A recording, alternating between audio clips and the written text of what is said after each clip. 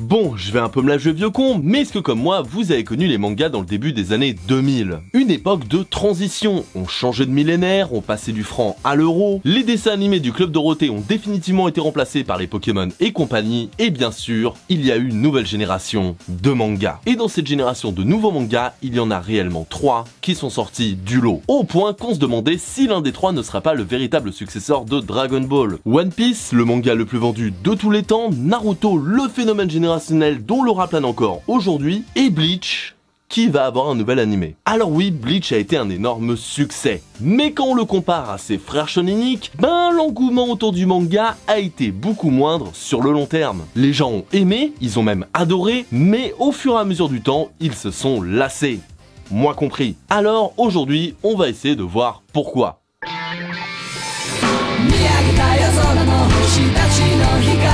Bon, et pour commencer, à la base, on va se faire un petit synopsis des familles du début du manga. Et je dis bien du manga, pas de l'animé, on ne parlera que du manga ici, et on va juste faire le début pour l'instant, parce que sinon, si on fait tous les arcs, c'est le bordel. Bleach, c'est donc un manga de Tite Kubo, prépublié en 2001 dans le Weekly Shonen Jump. L'histoire est celle d'Ichigo, un lycéen, tout ce qu'il y a de plus normal, qui va finir par devenir un Shinigami. Un Shinigami étant grosso merdo les personnes aidant les fantômes à aller au ciel. S'il prend ce rôle, c'est afin de remplacer Rukia, une véritable Shinigami, le temps qu'elle reprenne ses pouvoirs. Il combattra donc des holos, qui sont grossièrement des fantômes devenus méchants, ce qui sera le quotidien du début du manga, jusqu'à ce qu'au fur et à mesure, Ichigo et ses compagnons vivront des aventures de plus en plus grandes, mais nous en reparlerons plus tard. Alors personnellement, j'ai trouvé le début du manga vraiment cool. Alors oui, les histoires sont assez rapides et on revient très rapidement au statu quo, mais elles permettent de mettre en place l'univers, de développer un minimum les personnages, ce que sont les Shinigami, les holos, et cette première partie quotidien renforce d'autant plus l'aspect surprise quand on voit le début du deuxième arc du manga, qui nous fait nous rendre compte avec l'arrivée de Kuchiki qu'on ne sait quasiment rien de l'univers du manga. Mais même au-delà de ce premier arc et du passage au deuxième, Bleach c'est vraiment très cool. Globalement, il y a énormément de qualité. Déjà, j'aime beaucoup la patte visuelle du mangaka, c'est vraiment très beau, très propre, le style évolue constamment, et niveau baston, c'est vraiment trop cool. On en prend plein la gueule, on sent la destruction des bâtiments, on sent la puissance des personnages, le design des épées sous leurs différentes formes sont vraiment trop bien, et même au-delà des épées, les designs des persos sont vraiment très cool. Il y en a des très mignons, il y en a des badass, il y en a des très mystérieux, il y en a des rigolos, il y en a pour tous les goûts. Et au niveau personnalité, les persos ne sont pas en reste en plus. Ils sont diversifiés, avec des caractères bien à eux, et même bien trempés pour certains et certaines. Il y a des interactions entre les personnages qui sont vraiment savoureuses, et il y a des persos vraiment, à peine tu les vois débarquer, tu te dis qu'ils vont botter des culs. Bon ok, je suis pas original, mais perso, la première fois que j'ai vu Kizuke ou Jin par exemple, j'étais en mode waouh, trop classe. Et même sans parler d'être classe, il y en a qui sont vraiment attachants, genre Ichigo, le perso principal. Ok, au début, tu te dis qu'il paraît un peu fade, mais très vite, tu te rends compte que non, si jamais il paraît aussi distant, si jamais il paraît aussi neutre, ce sont pour certaines raisons. Et même s'il a l'air souvent Osef de la vie, eh ben il peut pas s'empêcher d'aider les gens, et ça le rend tout de suite beaucoup plus attachant. Puis niveau attachement, il y a des persos comme Sado, Yozu, Orihime, ou même tout simplement le père d'Ichigo, qui ont une personnalité vraiment certes différente les unes des autres, mais grave cool. Et t'as trop envie de leur faire des câlins, certains en mode oh, genre Sado, t'es en mode oh, t'es grand et t'es fort, mais je t'aime tellement, tellement t'es un énorme nounours plein de muscles. Mais bon, je vais pas m'emmerder à faire tous les personnages et expliquer pourquoi je les aime bien. Par contre, c'est un reproche qu'on pourrait faire à Bleach, c'est qu'il y a énormément de personnages, et surtout énormément de personnages où on aura envie d'en voir plus. Que ce soit certains capitaines, personnages secondaires, tertiaires ou adversaires, eh ben ils sont cool, ils ont du charisme, mais on n'en voit pas assez,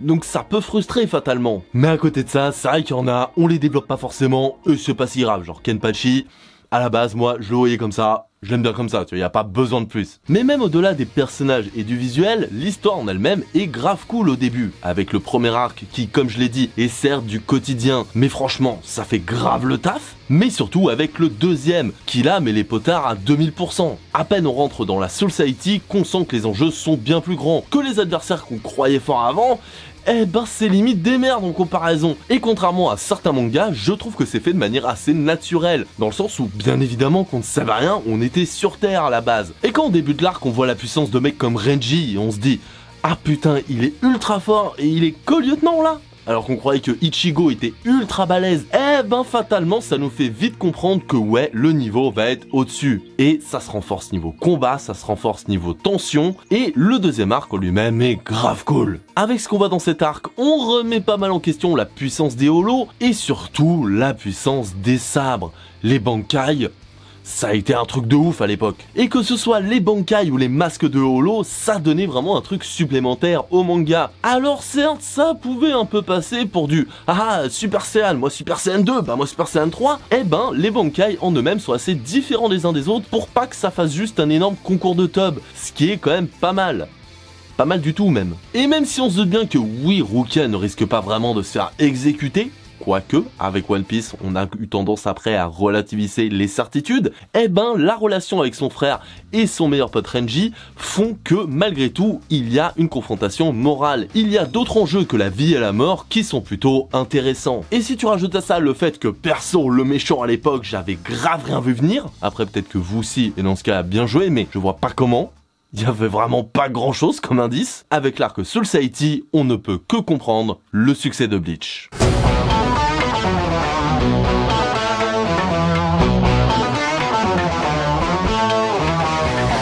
Ouais, alors c'est bien beau tout ça, mais si vous êtes un minimum attentif, eh bien vous avez remarqué que depuis tout à l'heure, je ne parle que des deux premiers arcs. Parce que Bleach a un énorme problème, le manga est grave répétitif. Parce que si on oublie le premier arc qui est vraiment à part et qui est là plus comme une présentation géante des personnages, on va refaire brièvement et grossièrement le résumé des arcs du manga. Et encore une fois, j'ai bien dit du manga, pas de l'animé. Ah oui, et quand je dis arc, je parle des arcs principaux, donc si jamais Soul Society par exemple c'était en plusieurs arcs, pour moi c'est un seul arc, une seule aventure.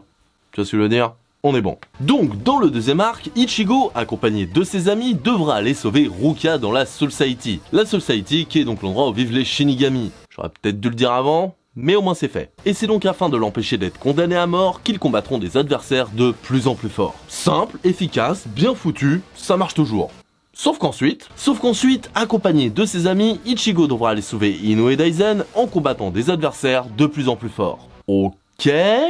Et enfin, dans le dernier arc du manga, accompagné de ses amis, Ichigo devra sauver le roi spirituel en combattant des adversaires de plus en plus forts. Bon d'accord, j'ai grave résumé, et c'est un peu plus subtil que ça. Mais est-ce que vous voyez où je veux en venir? Dans sa construction, Bleach est ultra répétitif. C'est limite, il nous faut un Senseiya mais 20 ans plus tard, avec souvent les mêmes enjeux, en refaisant la même chose, mais limite juste en changeant les décors. Et si c'était que la trame globale, encore je dirais rien, ça irait, je veux dire c'est le lot de beaucoup de mangas, mais contrairement à d'autres qui arrivent à faire en sorte que chaque arc soit un minimum original et sa patte et sa marque à soi, qui arrivent à changer assez de choses pour qu'on ne se rende pas compte que globalement, oui, c'est un peu toujours la même chose qui se répète, genre One Piece par exemple, chaque trame est à peu près la même, genre on arrive, on va sur une île, on découpe l'île, on résout un truc, on repart. Sauf que comme c'est fait de manière assez différente à chaque fois, on ne s'en rend pas forcément compte. Et ben dans Bleach, il ne fait pas cet effort. On le voit que c'est quasiment la même chose qui se répète encore et encore. Tout simplement parce que même au-delà de la trame principale, et ben le reste du manga, c'est aussi du recyclage. Parce que dans la partie précédente, ok, il y a plein de points dont j'ai vanté les mérites, que ce soit les personnages, les combats, etc.,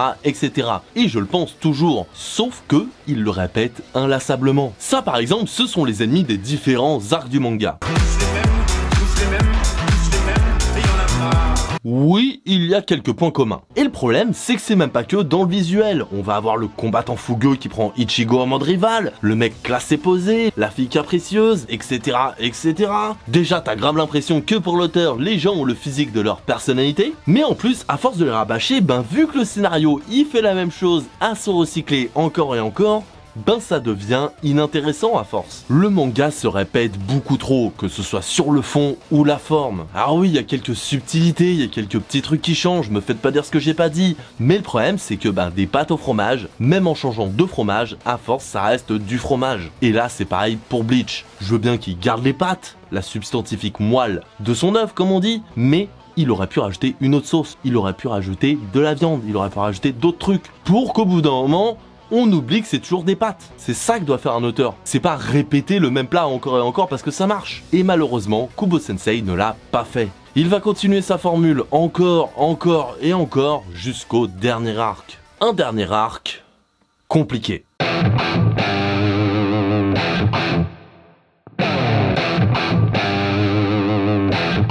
Bon, je vais essayer de pas spoiler outre mesure, même si fatalement il y en aura quelques-uns, mais tu sens que dans cet arc, il a tout donné, il a tout lâché. Go, go, go le fanservice. Des anciens ennemis devenant des alliés et inversement, des révélations what the fuck et impressionnantes qui sortent de mon cul, des liens entre des personnages que t'aurais jamais imaginé, des avec un truc qui va au-dessus de la Society, au-dessus des Shinigami, c'est beaucoup trop. Même le dernier arc de Naruto n'osait pas aller aussi loin dans le what the fuck. Quoique... mais justement, être comparé au dernier arc de Naruto, c'est pas un compliment. Dans cet arc, Kubo Sensei a mis tout ce qu'il faisait Bleach. Absolument tout. Du meilleur au pire. Des bastons incroyables, des évolutions qui peuvent être aussi intéressantes que débiles, des retournements de situation poussifs encore et encore et encore. Tu sens vraiment que l'auteur a voulu pousser son manga au max. Et même si ça peut être grave jouissif, ça n'en reste pas moins chaotique. Et surtout, ben ça reste toujours la même chose, mais poussé à fond.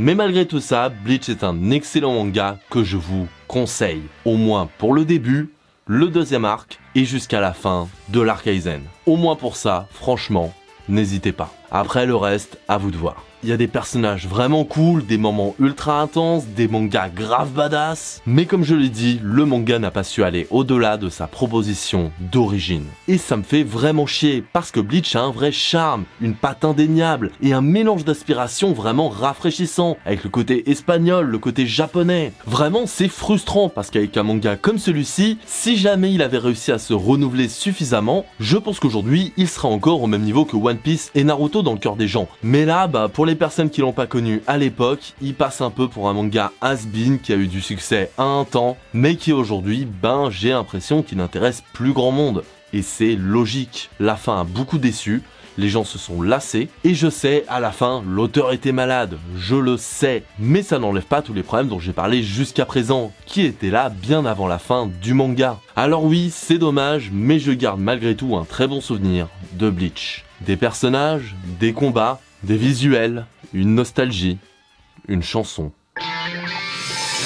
Et voilà, cette vidéo est à présent terminée. J'espère sincèrement qu'elle vous aura plu. Et pour les Bleach fanboys, j'espère qu'elle vous aura pas trop froissé. C'était pas pour vous ennuyer, promis, c'était surtout pour donner mon avis. J'espère que vous l'entendez. Mais dans tous les cas, n'hésitez pas à me donner vos avis dans les commentaires, que ce soit sur le manga ou ma vidéo. Et si vous avez aimé la vidéo pour le coup, n'hésitez pas à la partager, ce serait vraiment très cool. Et sinon, le petit pouce, le petit abonnement, la cloche, ça fait toujours plaisir. Je remercie beaucoup les personnes qui le feront. Et en attendant la prochaine fois, passez une excellente journée, /soirée, /un sur votre espace-temps.